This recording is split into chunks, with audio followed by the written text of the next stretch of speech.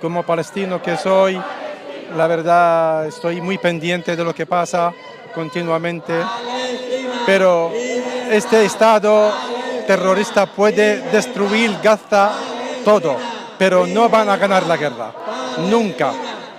Yo nací 2 años después de la Nakba. Mi familia no es de Cisjordania, es de Jaffa, que está cerca de Tel Aviv, y tuvieron que salir el año 48, dejaron todo.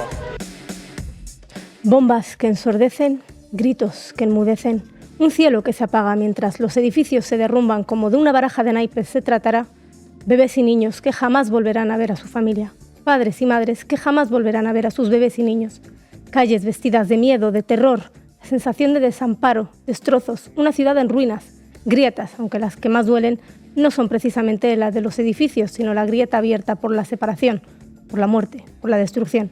¿Saldremos vivos de esta?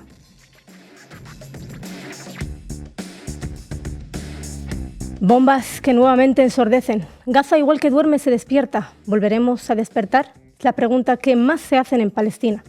Mientras el agua escasea, la gasolina se acaba, mientras los hospitales se llenan y las neveras se vacían, mientras faltan medicamentos y electricidad, incubadoras que sobreviven como si de un milagro se tratara, esperando que alguien ponga algo de cordura. Inocentes muertes como la de Hiba Abu Neda, una joven escritora que ya no volverá a escribir, porque un Estado genocida quiso apagar su voz y su pluma. Siguen los bombardeos.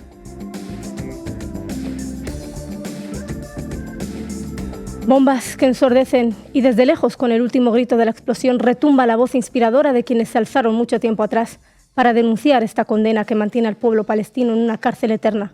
Voces como la de Mahmoud Darwish, un poeta palestino al que siempre hay que leer para acercarse a entender, aunque solo sea un poquito, esa angustia por sobrevivir, ese anhelo por vivir, esa resistencia esperanzadora que mantiene vivos a los que quedan, aunque todos estén muertos en vida mientras sigan cayendo bombas.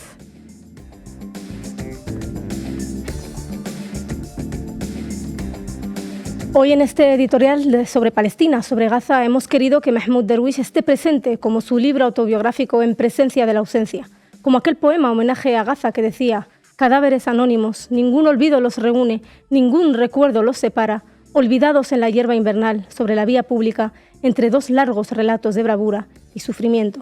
Yo soy la víctima, no, yo soy la única víctima.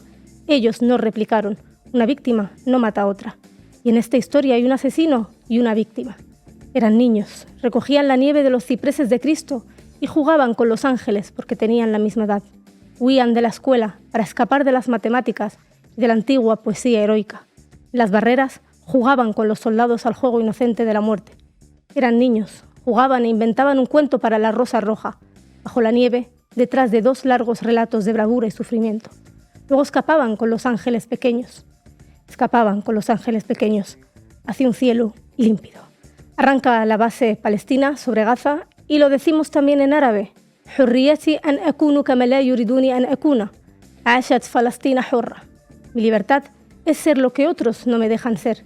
¡Viva Palestina libre! La base de datos. Informa Sara Serrano. Ahora estáis viendo Gaza desde lejos, pero pronto la veréis desde dentro. La orden vendrá, lo prometo.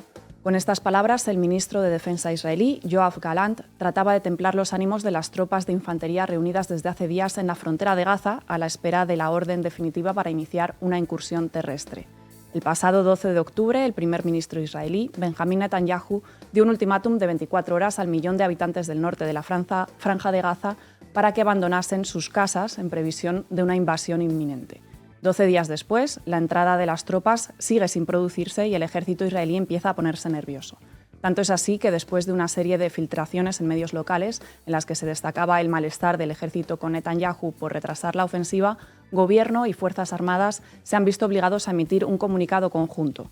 En el documento, difundido por el propio Netanyahu, por su ministro de Defensa y también por la portavocía militar, aseguran que todos ellos siguen trabajando juntos en estrecha cooperación y sin descanso en pos de la victoria total de Israel sobre Hamás. Los bombardeos sobre Gaza siguen produciéndose y han causado más de 5.000 muertos y 15.000 heridos. De hecho, la noche del domingo al lunes fue la jornada más mortífera desde que se inició la ofensiva israelí. Sin embargo, la tan anunciada invasión terrestre de las tropas israelíes sigue sin producirse. ¿Cuáles son los motivos? Bueno, en primer lugar, las dificultades técnicas a la hora de llevar a cabo la ofensiva terrestre. El suelo arenoso de Gaza esconde una ciudad subterránea, decenas de kilómetros de túneles, 500 kilómetros según Hamas, algunos de los cuales, horadados a más de 30 metros de profundidad, discurren por el subsuelo de uno de los territorios más densamente probados del mundo. Sirven de refugio, de red de comunicaciones y almacén de arsenal. El Estado Mayor de las Fuerzas Armadas de Israel lo ha bautizado como el Metro de Gaza por su extensión y también por su densidad. El ejército israelí desconoce el tipo de armamento que se almacena en los túneles y solo tiene una idea aproximada del mapa de este metro de pasadizos subterráneos. Para destruirlos tendrán que inundarlos, como hizo Egipto con las galerías subterráneas utilizadas para el contrabando en el sur de la franja, o volarlos, como lleva años haciendo Israel con los pasadizos de ataque excavados en la frontera. Sin embargo, tal y como apuntan algunos expertos en estrategia militar, para acabar completamente con esta infraestructura subterránea, las tropas israelíes tendrían que entrar en el cuerpo a cuerpo en un escenario que podría convertirse en una ratonera. Claro, no es lo mismo bombardear a población civil desde el aire que entrar en el terreno y en el cuerpo a cuerpo en un laberinto de túneles que ni siquiera tienes cartografiado, ¿no? Estas dificultades militares habrían contribuido a la decisión de Netanyahu de intensificar los ataques aéreos y posponer la entrada de las tropas en Gaza. ¿Qué razones habría? Bueno, la segunda razón de peso para que Netanyahu no haya iniciado todavía la invasión terrestre tiene que ver con el aumento de la presión internacional. Como contábamos aquí en la base, hace unos días se ha producido un viraje en el discurso de Joe Biden respecto a la ofensiva israelí sobre Gaza. El presidente de Estados Unidos, que inicialmente había mostrado su apoyo a Netanyahu sin fisuras, empezó a plantear que los ataques de Israel suponían un castigo colectivo para la población civil palestina y que ocupar Gaza, bueno, que se trataría de un grave error. Lo hizo en una entrevista en la CBS. Vamos a escucharlo. Would you support Israeli occupation of Gaza at this point? I think it'd be a big mistake. Look, what happened in Gaza, in my view, is Hamas and the extreme elements of Hamas don't represent all the Palestinian people. And I think that it would be a mistake for Israel to occupy Gaza again. But to going in and taking out the extremists, the Hezbollah is up north, but Hamas down south is a necessary requirement. Pues dice Biden que Hamas no representa a toda la población palestina y que sería un error que Israel ocupara Gaza. Bueno, a esto hay que sumar que, según el New York Times, la administración estadounidense habría aconsejado a Israel que retrasase la invasión terrestre. La administración de Biden asegura que hace falta dar más tiempo a las negociaciones sobre rehenes, a la entrada de ayuda humanitaria a la población palestina y para definir estrategias que eviten la muerte de más población civil. Esto es lo que dice textualmente el New York Times. Los funcionarios estadounidenses, dice también el New York Times, también quieren más tiempo para prepararse para los ataques a los intereses estadounidenses en la región por parte de grupos respaldados por Irán, que según los funcionarios probablemente se intensificarán una vez que Israel mueva sus fuerzas completamente a Gaza, dice el New York Times. Sin embargo, la administración no está haciendo una exigencia a Israel y todavía apoya la invasión terrestre y el objetivo de Israel de erradicar a Hamas, concluye el periódico estadounidense. Bueno, estos consejos provendrían nada más y nada menos que del secretario de Defensa de Estados Unidos, de Lloyd Austin, que a través del Pentágono estaría asesorando a Israel sobre acciones militares de cara a la invasión terrestre. Jack Reed, presidente del Comité de las Fuerzas Armadas de la Cámara Alta, también iba en la misma línea en declaraciones al New York Times desde el Cairo. Decía, hay tantos factores en juego que precipitarse en esto probablemente no sea lo más sensato. Aseguraba, Estados Unidos poniendo pie en pared ante el polvorín que se puede montar en Oriente Medio con una eventual entrada de Irán en el conflicto. Exactamente, a esto hay que sumar el llamamiento del secretario general de la ONU, de Antonio Guterres, para un alto al fuego inmediato en Gaza, al que se han sumado también otros países como España o Irlanda. En la Unión Europea parece que empiezan a escucharse voces discordantes con el cierre de filas de von der Leyen con Israel. Una de ellas ha sido la del jefe de la diplomacia europea, Josep Borrell, que señaló los límites del derecho a la defensa de Israel y solicitó una pausa humanitaria en los ataques a Gaza. Una pausa humanitaria es un objetivo menos ambicioso que un alto al fuego inmediato, pero también es indicativo de que una invasión terrestre sobre un territorio en emergencia humanitaria no sería visto con buenos ojos por al menos parte de las instituciones europeas. ¿Qué más disuade a Netanyahu de dar luz verde a la ofensiva terrestre? Bueno, la tercera razón que quería poner sobre la mesa hoy tiene que ver con las tensiones del gobierno de Netanyahu con el ejército israelí.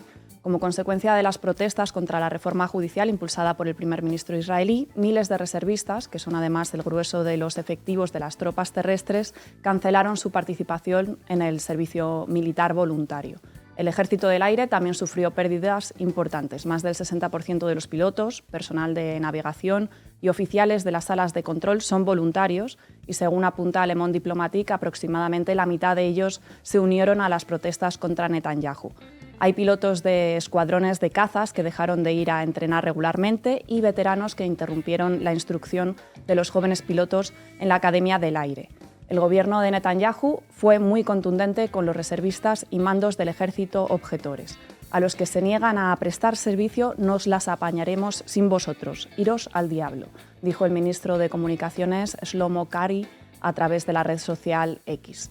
Además, les acusaron de estar a la cabeza de una milicia a las órdenes de la izquierda y el pasado mes de junio la ministra de Asentamientos y Misiones Nacionales, Orit Struk, llegó a compararlos con las fuerzas Wagner, el grupo de mercenarios ruso. Las cosas llegaron hasta tal punto que el ministro de Defensa, Yoav Gallant, intervino para hacer un llamamiento a detener la reforma judicial y Netanyahu amenazó con destituirle. Actualmente 360.000 reservistas están desplegados en la frontera de Gaza, pero las tensiones están lejos de haberse resuelto. Benjamin Netanyahu retrasa la invasión terrestre de Gaza, pero al mismo tiempo necesita victorias para presentar en casa y fortalecer su liderazgo a la interna. Veremos qué pesa más en los próximos días. Muchísimas gracias, Sara. A ti. Pues he perdido la familia de mi otra amiga y ayer una amiga más. Sigue estando peor que antes. Que tengan un poco de empatía, no solamente de los mayores, de los niños que se les están asesinando, que están sin agua, sin comida, sin bebida, días y semanas ya. Pues vamos con ello, Manu. Dale, Xavi. Titulares al banquillo. El análisis mediático de Manu Levin. Lunes 9 de octubre, 48 horas después del ataque de Hamas, Israel ya bombardeaba Gaza. El Economista. Israel informa a Biden de una inminente invasión por tierra en Gaza. Tenemos que entrar. Bueno, pues han pasado ya 2 semanas y un día. La invasión terrestre de Gaza no se ha producido y la prensa occidental se ha llenado de especulaciones sobre los motivos que podría haber detrás del hecho de que no se lleve a cabo esa invasión.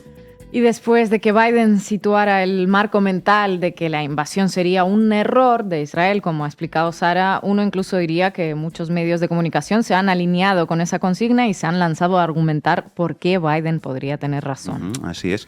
Vamos a hacer un repaso cronológico por algunos titulares de estas últimas 2 semanas. 5 días después de ese primero que os he leído del Economista, la prensa seguía hablando de la invasión inminente. Por ejemplo, El País, 14 de octubre. Israel ultima la invasión de Gaza para destruir completamente a Hamas. El secreto a voces de Israel tras el masivo ataque de hace una semana, el lanzamiento en Gaza de una invasión terrestre larga y a gran escala para acabar con la autoridad en la franja, Hamas, parece cuestión de horas, decía El País. ¿Estáis listos para la siguiente fase?, preguntó su primer ministro Benjamin Netanyahu en la tarde del sábado a las tropas apostadas en las afueras de Gaza. Parece cuestión de horas, decía El País el 14 de octubre, hace ya 10 días, y sin embargo la invasión sigue sin producirse. Ese mismo día, 14 de octubre, ya empezaron a surgir en la prensa piezas que cuestionaban, aunque todavía tímidamente, si una invasión terrestre sería útil efectivamente para acabar con Hamas, que es la meta declarada por el gobierno de Israel.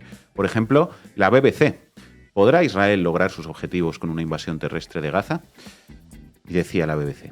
Todo miembro de Hamas es un hombre muerto, dijo el primer ministro Benjamin Netanyahu después de que milicianos del grupo mataran a 1.300 personas en un brutal ataque dentro de Israel el 7 de octubre. El objetivo de la llamada Operación Espadas de Hierro parece ser mucho más ambicioso que el de cualquier otra antes planeada en Gaza por el ejército israelí. Pero ¿cuán realista, decía la BBC, es ese objetivo militar y cómo podrá ser cumplido? Una invasión terrestre en la Franja de Gaza implica combates urbanos casa por casa y acarrea enormes riesgos para la población civil. Las fuerzas israelíes tienen la tarea adicional de rescatar a los 150 rehenes retenidos en sitios desconocidos por toda Gaza. El operativo militar está a la merced de varios factores que podrían descarrilarlo. El ala armada de Hamas, las brigadas Izzedin al-Qassam, se habrán preparado para la ofensiva israelí, habrán colocado dispositivos explosivos y planeado emboscadas. Tienen a su disposición su conocida y extensa red de túneles para atacar a las fuerzas israelíes. En 2014, batallones de infantería israelí sufrieron grandes bajas ocasionadas por minas antitanque, francotiradores y emboscadas, mientras que cientos de civiles murieron en combates en un vecindario en el norte de la ciudad de Gaza, decía hace ya 10 días la BBC. Esto fue el sábado 14 de octubre y al día siguiente, el domingo 15, fue cuando Joe Biden declaró en una entrevista emitida en la MSNBC que la invasión terrestre de Gaza sería un error para Israel, ¿no es así? Exactamente, fue ese día 15 de octubre y a partir de ese toque de silbato del Tito Joe, la prensa occidental se lanzó en tromba a reforzar ese mensaje y a subrayar el hecho de que la anunciada invasión no se está produciendo. Por ejemplo, Diario La Nación de Argentina, ese mismo 15 de octubre, traduciendo en realidad a The New York Times. Israel listo para invadir a Gaza. ¿Por qué se demoró? Su principal objetivo y el dilema de los rehenes, así titulaba La Nación, que decía: la operación militar amenaza con dejar sumidas durante meses a las fuerzas de Israel en una sangrienta batalla urbana, tanto en la superficie como en un laberinto de túneles. Una peligrosa ofensiva que Israel trató de evitar durante largo tiempo, ya que implica combatir en una estrecha y superpoblada franja de tierra habitada por más de 2 millones de personas.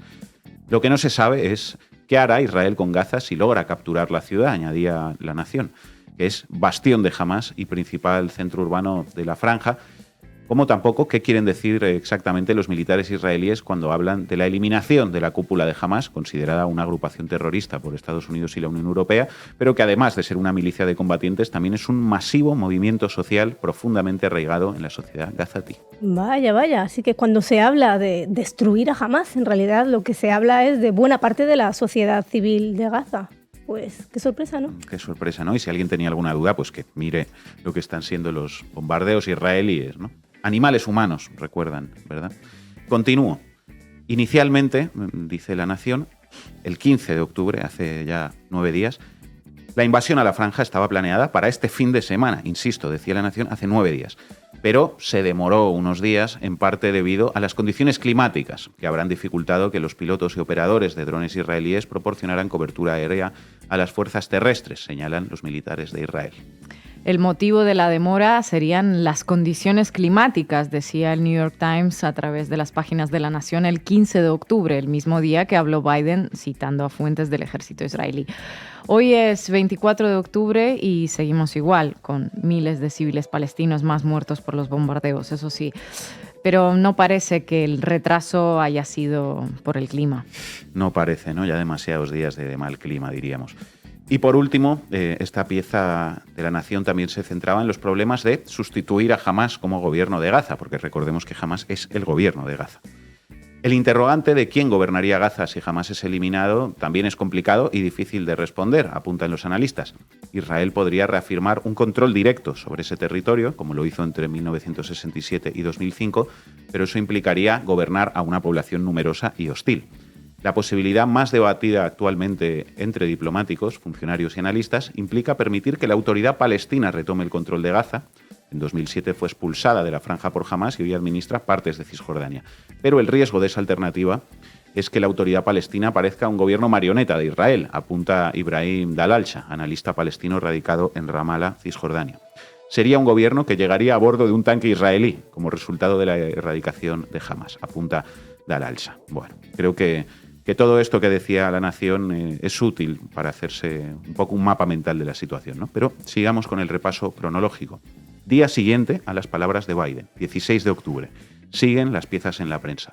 Por ejemplo, Bolsa Manía. La invasión de Gaza puede ser un desastre para Israel por estas razones. Los expertos señalan que los militares pueden jugar al gato y al ratón en los túneles subterráneos. En los próximos días se espera que Israel inicie una invasión terrestre con el objetivo de desarticular a Hamás tras los ataques terroristas sufridos el pasado 7 de octubre. Sin embargo, una operación de estas características puede tener graves consecuencias e incluso ser un desastre, decía Bolsa Manía. Y La Sexta ese mismo día. Dentro de los ya más de 2.800 palestinos muertos por los bombardeos de Israel sobre Gaza y sin haber comenzado aún la invasión terrestre del ejército israelí. ¿Por qué se está retrasando esa operación militar? Hay 6 posibles motivos. Primero, el aumento de la presión internacional sobre Israel. La Unión Europea, la ONU e incluso Estados Unidos han pedido que Israel lo reconsidere para evitar una catástrofe humanitaria en vidas y desplazados. El segundo motivo es las cada vez más intensas reuniones diplomáticas. Israel espera la visita del canciller alemán mañana y la del presidente Biden el miércoles. E invadir con ellos en el país, pues puede no ser adecuado diplomáticamente. Tercero, precisamente desde Estados Unidos tiene que llegar a la zona un segundo buque de guerra con aviones de combate. No se utilizarán en la invasión de Gaza, pero su presencia manda un mensaje de disuasión claro a Irán y Hezbolá. E Israel necesita ese mensaje porque Israel, cuarta razón, quiere asegurar al máximo el ataque. Y es que sabe que su ejército de tierra, constituido mayoritariamente por soldados de reemplazo, no tiene el potencial de sus fuerzas aéreas. Así que necesita ayuda. A todo esto, sumen que Netanyahu es consciente de que su futuro político depende de esa operación. Y que, un último motivo, Israel estaría dando tiempo a que se evacuara la ciudad de Gaza, porque quiere evitar así la muerte de más civiles y facilitar su operación militar. Pues además de lavarle la cara a la estrategia del ejército israelí, diciendo que quieren evitar más muertes de civiles, 2.800 palestinos muertos, decía ahí La Sexta, y a día de hoy ya llevamos más de 5.000. Esta pieza señalaba algunos motivos que ya se han resuelto, como las visitas de Biden y Schultz, pero la invasión sigue siendo solo un anuncio. Efectivamente. Más piezas con más posibles motivos. La Vanguardia, al día siguiente, 17 de octubre. ¿Por qué invadir Gaza sería un grave error? Un grave error, pues ahora nos cuentas qué dice ahí La Vanguardia, pero más allá de eso es alucinante, escuchando este repaso de la prensa, la capacidad que sigue demostrando Estados Unidos de marcar el relato mediático a nivel global. Las mismas palabras exactas de Biden en el titular de La Vanguardia. Exactas y literales, ya veis que sí. La Vanguardia en este caso pone sobre la mesa razones no tanto militares, como veíamos en piezas anteriores, los túneles, las emboscadas, la dificultad para Israel de combatir sobre el terreno en Gaza, sino que La Vanguardia aduce razones más bien políticas. Dice, los números no cuadran, será inevitable que mueran más civiles, es posible que jamás ejecute a los rehenes y lo difunda por las redes, como hizo el Estado Islámico, las implicaciones morales serán enormes para Israel, su reputación como democracia avanzada aún se agravará más. Esto es justo lo que Hamás quiere.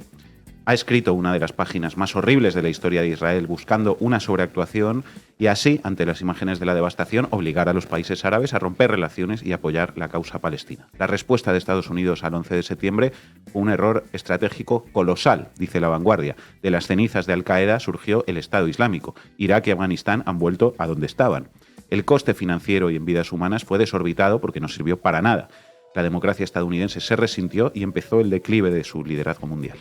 También se están aduciendo razones de tipo más geopolítico para explicar que la anunciada invasión no se esté produciendo, según tengo entendido. También, efectivamente. Por ejemplo, Infobae, el mismo 17 de octubre. ¿Por qué una invasión de Gaza y el de una vez por todas son incorrectos para Israel? Titulaba Infobae y decía... Tal medida podría convertir la humillante derrota táctica de Israel a manos de Hamás, que incluyó una barbarie inimaginable, en una crisis estratégica, moral y militar de largo plazo.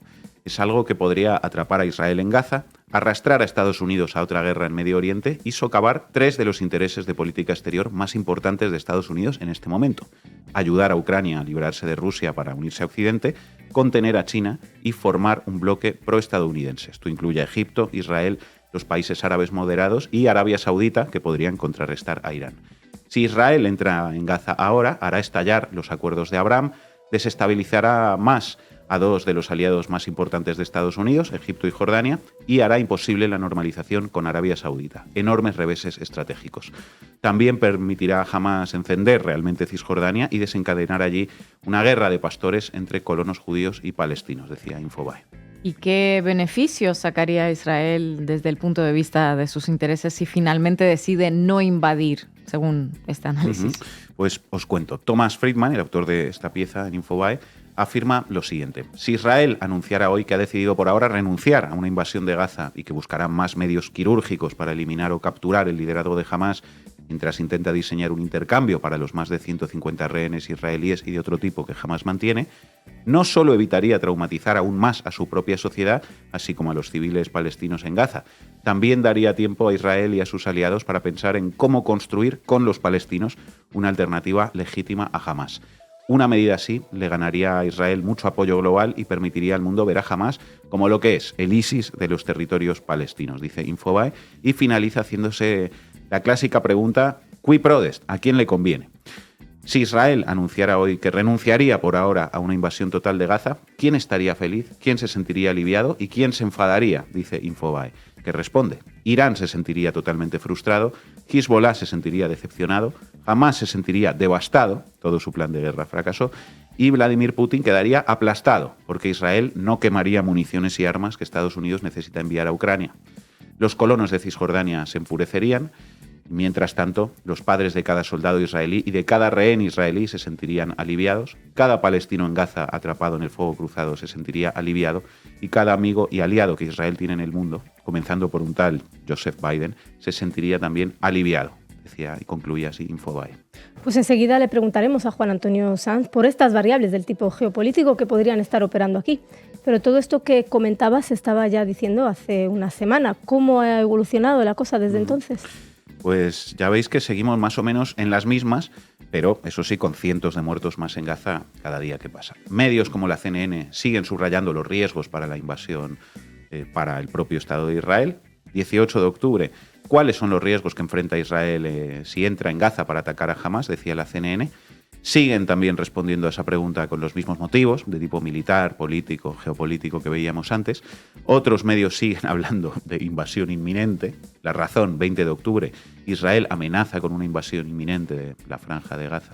Bueno, pues parece que están forzando un poco ya el significado de la palabra inminente. Total, ¿no? 15 días llevan con lo de inminente, en fin. Otros se centran en el nerviosismo en las tropas israelíes, que nos contó también antes Sara.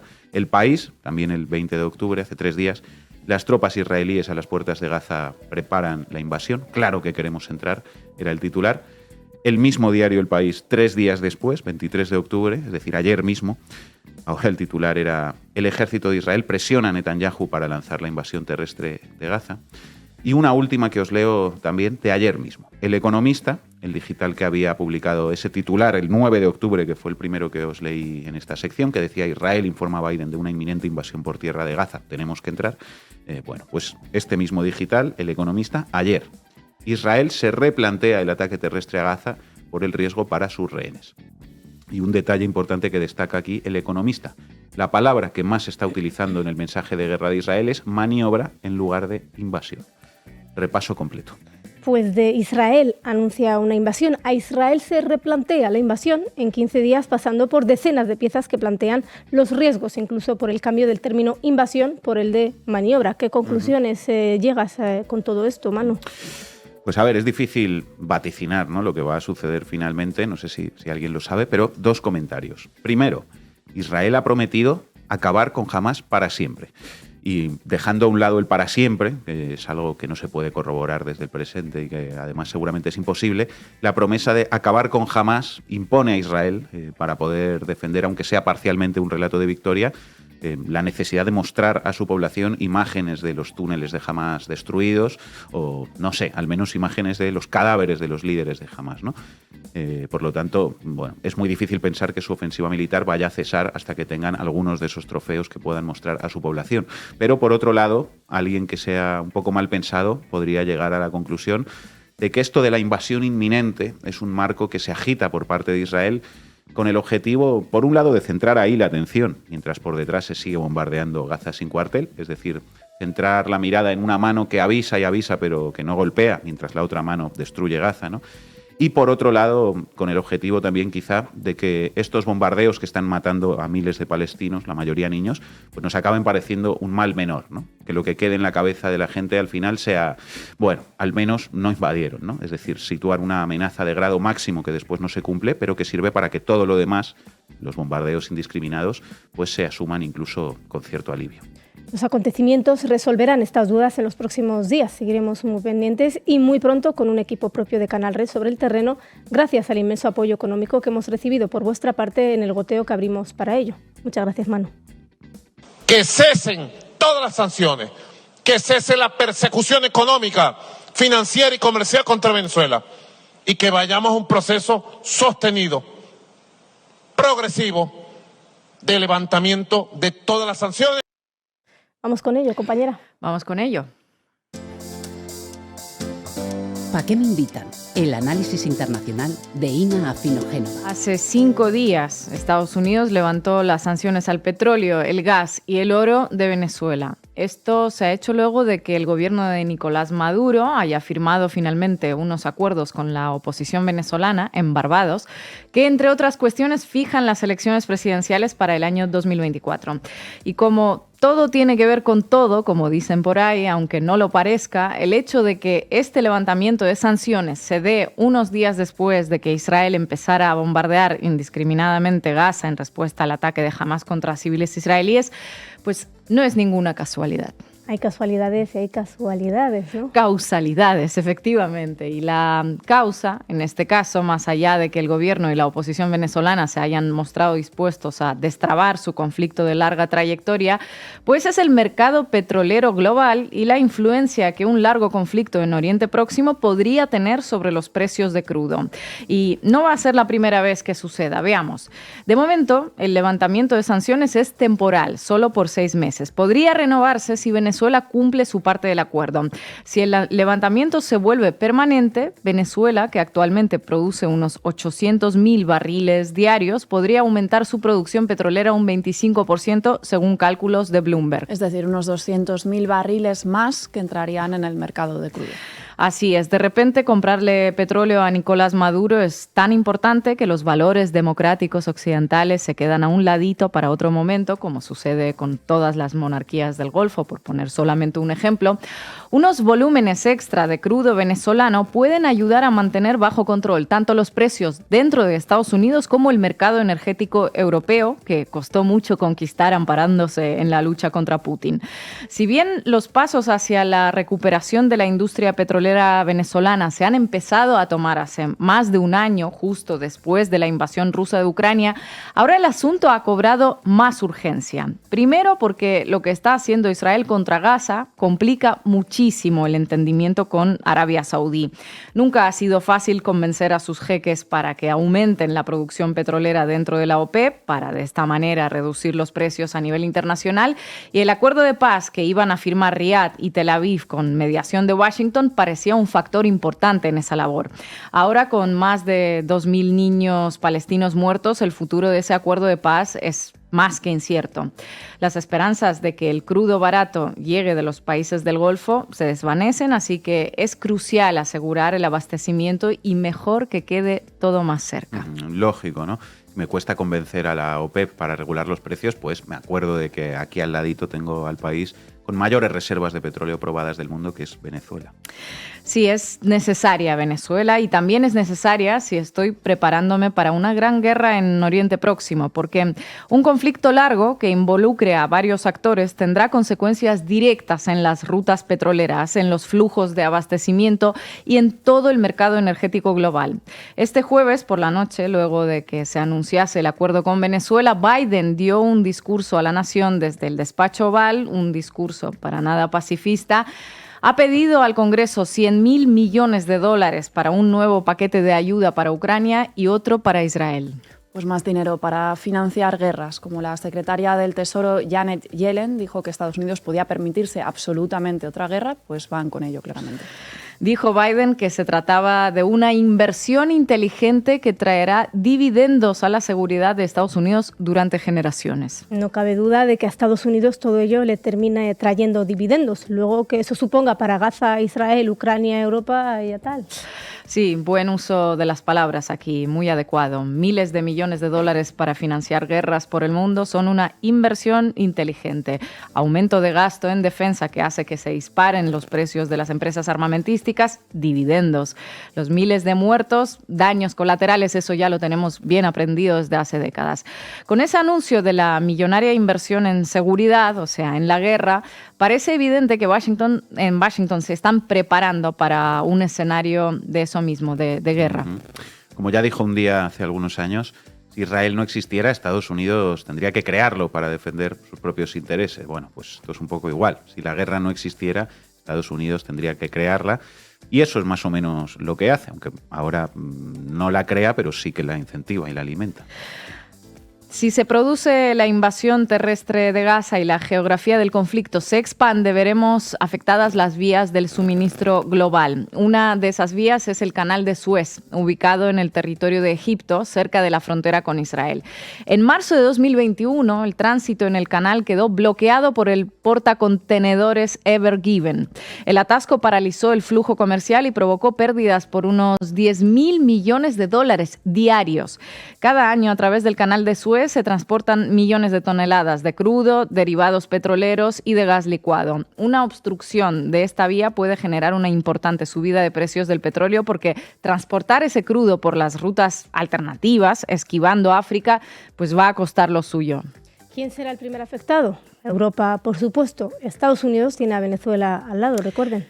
Sí, y si el conflicto involucra a Irán, habrá que ver sus declaraciones sobre el tránsito en el estrecho de Hormuz, una de las vías más importantes en el mercado petrolero y un corredor marítimo que une al Golfo Pérsico con el Océano Índico.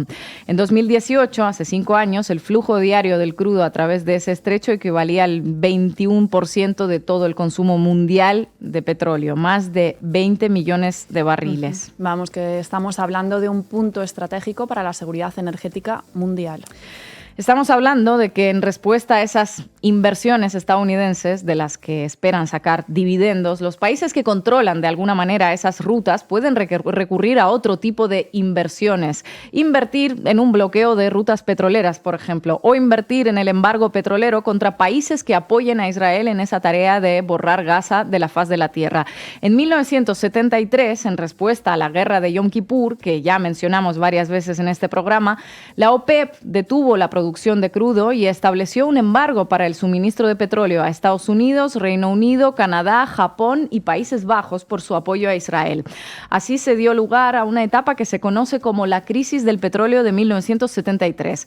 Las consecuencias se sintieron en el mundo entero. El precio de un barril casi se triplicó, hubo cortes de suministro que aceleraron la recesión económica y finalmente 2 meses después el entonces secretario del Estado Henry Kissinger llegó a un acuerdo con el rey saudí Faisal bin Abdulaziz para que dejaran de usar lo que se denominó como el arma del petróleo.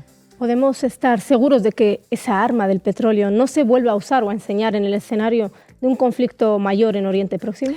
Pues no sé nosotras, pero Washington evidentemente está asegurándose vías alternativas por si las de siempre le fallan. De ahí el levantamiento de sanciones contra Venezuela, de ahí el apoyo a Guyana, donde se encontraron yacimientos importantes en la zona de Esequibo que Venezuela reclama, de ahí el aumento de extracción y producción en Brasil, en Argentina, en Surinam. Se calcula que para el año 2030 en América Latina se producirán unos 9 millones de barriles de petróleo al día, un equivalente a la producción de Rusia y Arabia Saudí juntas. Y como todo tiene que ver con todo, es muy probable que esa normalización con Venezuela y ese aumento de la producción petrolera en lo que Estados Unidos considera su patio trasero tenga su correspondiente efecto mariposa en otras regiones del mundo. Además, también de alejar el sueño del capitalismo descarbonizado, que no parece ni mucho menos cercano a día de hoy, sino más bien todo lo contrario.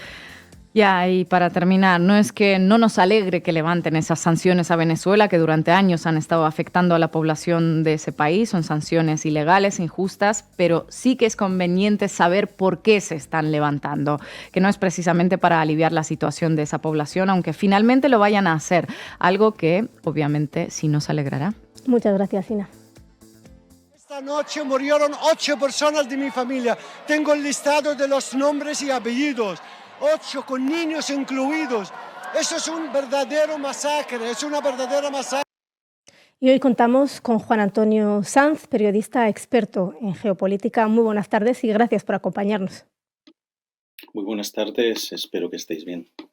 Bueno, ¿qué está pasando para que incluso el diario Haaretz, un diario de Israel, denuncie que muchos de los palestinos asesinados han muerto entre los escombros provocados por los bombardeos israelíes? Han muerto solos, heridos, agonizando durante horas, muchos de ellos niños y ancianos. Dice Haaretz que ningún rincón de Gaza es ahora mismo un lugar seguro.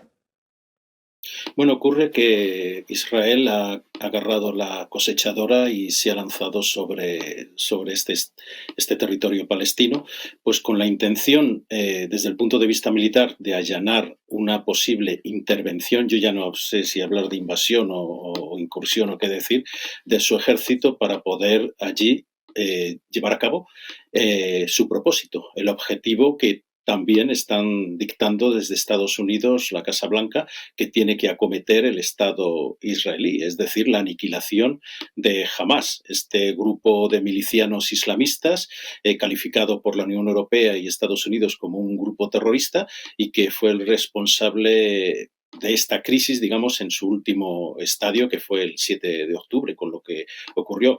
¿Qué sucede? En Israel, el respeto por la vida de los palestinos parece ser un poco diferente al respeto por la vida de los propios israelíes. Esta operación, que debería haber tenido un carácter de impartir un poco justicia por lo que hizo, por esa masacre brutal de colonos y de otros israelíes, se ha convertido finalmente en una venganza. Pero ¿qué ocurre? Semejante cruzada antipalestina contra un grupo que podría ser un grupo terrorista, vamos a decirlo así, que sí que podría ser calificado como un acto de guerra, se está convirtiendo en un crimen de guerra cuando las principales víctimas no son los milicianos, los guerrilleros de Hamás, sino la población civil. Estamos hablando ya de acercándonos a los 6.000 muertos en estos bombardeos. En las últimas horas, reconocido por el propio ejército israelí y reconocido sobre todo por Naciones Unidas, se ha multiplicado el ritmo de los bombardeos. Están, digamos, lo que he dicho antes, como si fuera una cosechadora arrasando todo. ¿Que eso va a facilitar de alguna manera la entrada del ejército? Bueno, también puede hacer que no haya civiles y que el ejército israelí se meta en una trampa, que es lo que podría pasar. Claro. ¿Qué tal, Juan Antonio? Yo quería preguntarte por algo que nos estábamos preguntando aquí en la base a lo largo de este programa, que son cuáles pueden ser los motivos por los que Israel no haya iniciado todavía aún esa invasión terrestre en Gaza tan anunciada en las últimas semanas. Bueno, pues podemos hablar por una parte de dificultades militares. El terreno en el que van a combatir todos estos soldados, se habla de cientos de miles, incluso hasta casi de 500.000 que podrían estar preparados para entrar. Si se quiere dominar la franja de Gaza, con toda la población que todavía queda, desde luego que se necesitaría 500.000 de soldados. Pero, por otra parte, se hablaba de las dificultades meteorológicas, que es un poco absurdo, pero bueno, las dificultades militares son evidentes. Estamos hablando de varias decenas de miles, hasta 35.000 soldados guerrilleros de Hamás que estarían ahí combatiendo en su propio terreno, en túneles. Cada ruina se puede convertir en nidos de ametralladoras, nidos de francotiradores, minas, y sería muy, muy difícil para el ejército israelí y, desde luego, no cuestión de unas pocas semanas acabar con toda esta resistencia. Después, dentro de estas dificultades militares, el ejército israelí se puede quedar metido en una pinza. Ahí tenemos lo que está ocurriendo con el sur del Líbano y el este del Líbano, donde se está operando Hezbollah, otro grupo islamista de creencia chií, arropado y protegido y formado y también subvencionado por Irán. Los guardianes de la revolución iraníes están allí continuamente. En algunos momentos ni siquiera se puede diferenciar qué es Hezbollah y qué son estos guardianes, estos pasdarán iraníes. Y Hezbollah tiene otra potencia muy diferente a la de Hamás. Hezbollah es un pequeño ejército, se habla incluso de hasta 100.000 soldados. Bueno, eso puede ser quizá una exageración, pero desde luego que controla todos los resortes de ataque en el Líbano. Y a Israel no le gustaría estar sometido a esta pinza cuando está, digamos, trazando todas sus estrategias sobre Gaza y tener por detrás a los de Hezbollah. Ya digo, un cuerpo que ha estado muy entrenado, se ha fogueado en la guerra de Siria, combatiendo al lado, apoyando al régimen de Bashar al-Assad, del presidente sirio. Después tenemos las dificultades políticas. Vamos a ver, el primer ministro israelí, Benjamín Netanyahu, está en un brete muy, muy, muy profundo.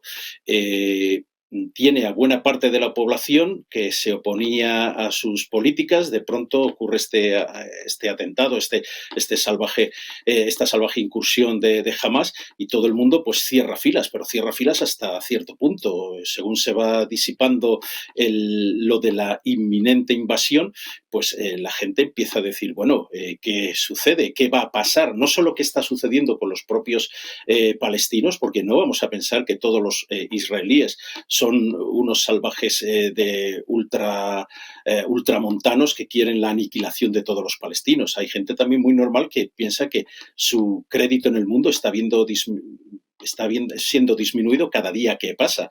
Entonces, ahí hay unos conflictos muy potentes. El conflicto también entre Netanyahu y sus generales. Son varios los periódicos que ya hoy y ayer comentaron que cuidado porque los generales están diciendo, vamos a ver, decidámonos, ¿vamos a atacar o no vamos a atacar?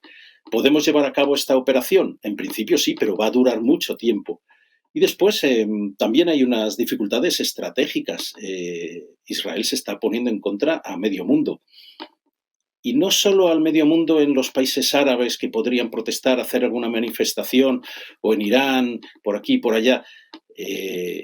Recientemente hemos visto una flotilla de 6 barcos chinos que normalmente operan como escolta en el mar Índico.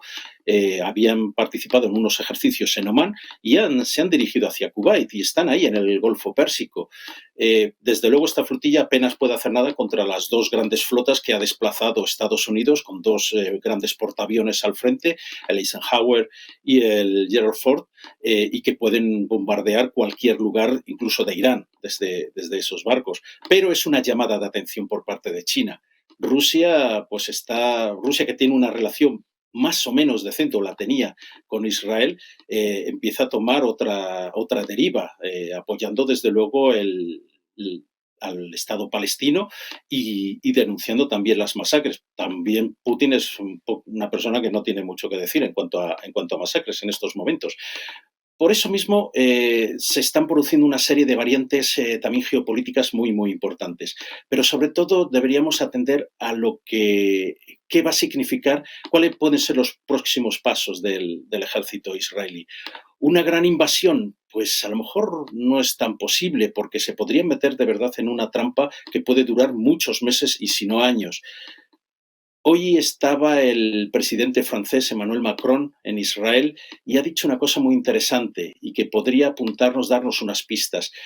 Quizá debería, en la lucha contra Hamás, que él ha defendido, que hay que acabar con Hamás como ese grupo terrorista tal como lo considera la Unión Europea, podría utilizarse esa coalición internacional que en Siria e Irak ha peleado contra el ISIS, contra el Estado Islámico. Israel podría estar ya considerando tales operaciones. Vamos a ver, en ningún momento hubo una movilización de cientos de miles de sirios apoyados por los rusos a partir del año 2016, en esta guerra civil contra el ISIS. Hubo unas operaciones muy singulares que acabaron destrozando ciudades como Alepo, pero que no llevaron a que el ejército sirio o el ejército ruso, en este caso, o parte del ejército ruso, se quemara sobre el terreno. Y eso es lo que podría a lo mejor estar considerando Israel. Entrar en parte en la franja de Gaza por el norte, pero no tratar de invadirla por completo. ¿Qué tal, Juan Antonio? Buenas tardes. Hablabas ahora precisamente también de la dimensión internacional, de cómo podría afectar a otros actores mundiales una posible invasión terrestre de Gaza por parte de Israel. Mencionabas en concreto también a Irán. Hace algunos días se publicó que Irán habría avisado a Israel mediante una nota a través de Naciones Unidas que se vería obligado a intervenir en el conflicto si Israel invadía Gaza. Te quería preguntar un poco por esto, si ves que realmente una invasión terrestre de Gaza por Israel puede llevar a un conflicto bélico regional o mundial, y si crees que efectivamente, o tienes alguna información o alguna sensación sobre que Irán pueda efectivamente involucrarse militarmente en el conflicto si sigue escalando con una invasión terrestre. Bueno, tenemos aquí a 2 de los países con unos servicios de inteligencia más maquiavélicos y potentes de todo Oriente Medio, incluso parte de Asia, hasta Afganistán. Hablo del servicio secreto israelí, pero también del servicio secreto iraní. Los iraníes, igual que los israelíes, pues pueden cantar misa. Bueno, en el caso de los iraníes menos. Pero desde luego que hay mucha propaganda de por medio. Hay una intención de, sobre todo, son mensajes que están dirigidos más bien a ese eje de resistencia formado por Hezbollah, Hamas, la Yihad Islámica y otros grupos de milicianos que están peleando contra Israel y posiblemente quieran seguir peleando también contra Estados Unidos a lo largo de... Están los hutíes, por ejemplo, en Yemen, que han disparado unos misiles hacia blancos supuestamente estadounidenses y fueron derribados. Es decir, hay un montón de partidos ahí islamistas que podrían estar intentando aprovechar también la situación para reclamar sus cosas. Pero Irán es uno de los países más, como decía, más maquiavélicos de la zona. A Irán no le interesa una guerra contra Israel. Sobre todo porque esa guerra implicaría inmediatamente la presencia, la participación de Estados Unidos. Se estaba preguntando en Estados Unidos si puede estar en dos guerras. Sí, puede estar, pero no le conviene, y con lo cual Estados Unidos va a hacer todo lo posible para que sea Israel quien lleve todo el peso, y eso implica que Irán no participe en esta guerra. Y no nos olvidemos de una cosa que no se está comentando. Israel es un Estado que ha luchado por su supervivencia desde que se creó en 1948 y tiene armas atómicas. De la misma manera que otros países han puesto sobre la mesa su poder nuclear, como Rusia, en caso de que sea tocado su territorio, su madre patria, su territorio nacional, no veo yo a los israelíes defendiéndose de un ataque dentro de Israel por parte de iraníes. Israel ha desmantelado fábricas y estaciones donde se estaban creando las armas nucleares iraníes. Israel es un país que puede actuar con contundencia e implacablemente mucho más allá de sus fronteras. Cuidado con eso. Israel no va a permitir una guerra total con Irán. Yo creo, Irán no va a permitir una guerra total con Israel, cruzo los dedos, porque sería posiblemente una hecatombe. Ahí tendríamos el Armagedón del que hablaba Joe Biden, y precisamente además en tierras bíblicas. Por eso Irán yo creo que está ahora mismo haciendo unas jugadas un tanto previsibles, porque está apoyando a Hezbollah, pero Hezbollah de momento no ha centrado todo su ataque contra el norte de Israel. Y ha habido escaramuzas, ha habido disparo de misiles.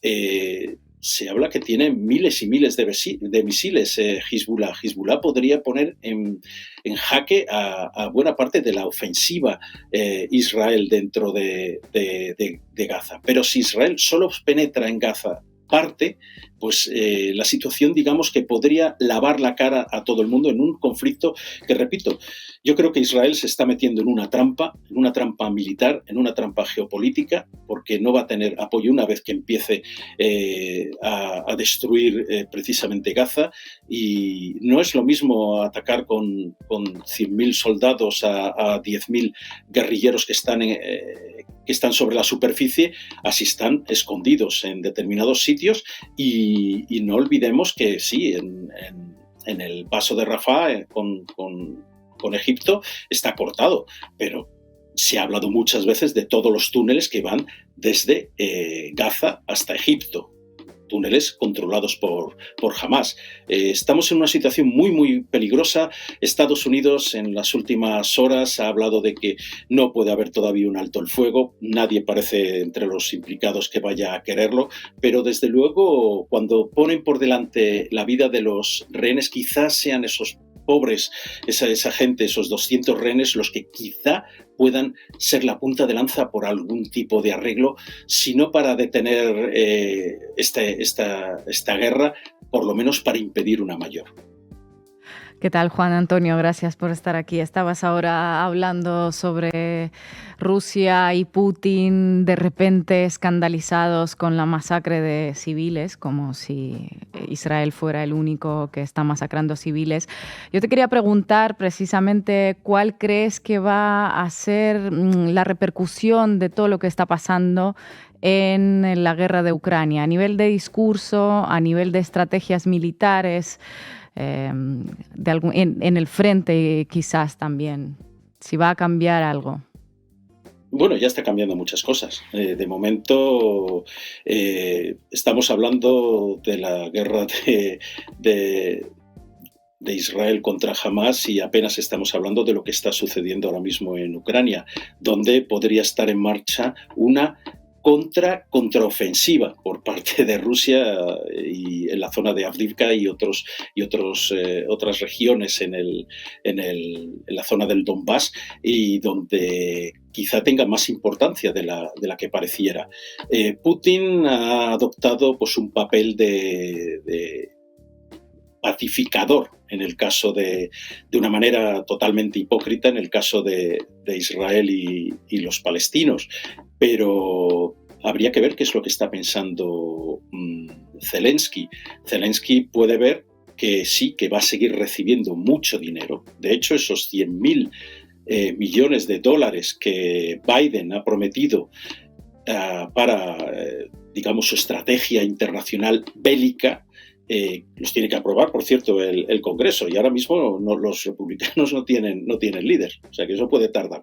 Pero bueno, de esos 100.000, 14.300 millones de dólares eran para Israel, pero es que 61.000 millones son para Ucrania, cuando antes el Congreso había dicho, los republicanos habían dicho que ni de coña, iban a darle los 20.000 millones que se estaban pidiendo. Entonces ahora estamos multiplicando por 3 esa suma.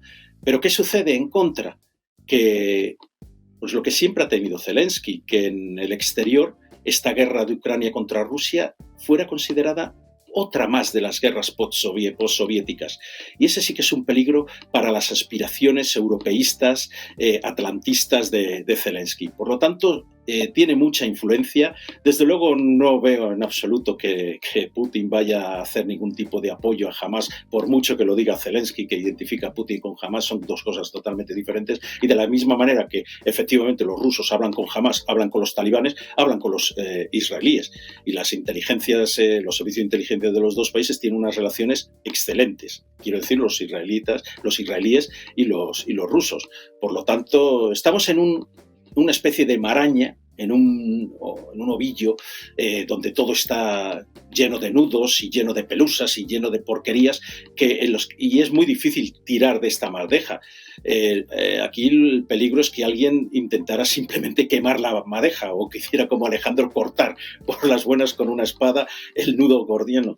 Entonces tenemos que ver los acontecimientos, pero las dudas que tiene Israel para lanzar esa invasión son cada vez mayores, pero por eso mismo Estados Unidos ha plantado sus 2 flotillas ahí y con un montón de aviones además, para decir, bueno, nadie va a intervenir más aparte de los que están en este momento sacudiéndose el polvo en Gaza. Experto en geopolítica, muchísimas gracias por tu análisis y hasta pronto. Hasta pronto, muchas gracias. Pues llegamos, como siempre, al final del programa y os dejamos hoy con un tema de Nat King Cole. Quizás. Gracias, como siempre, por habernos acompañado y hasta mañana.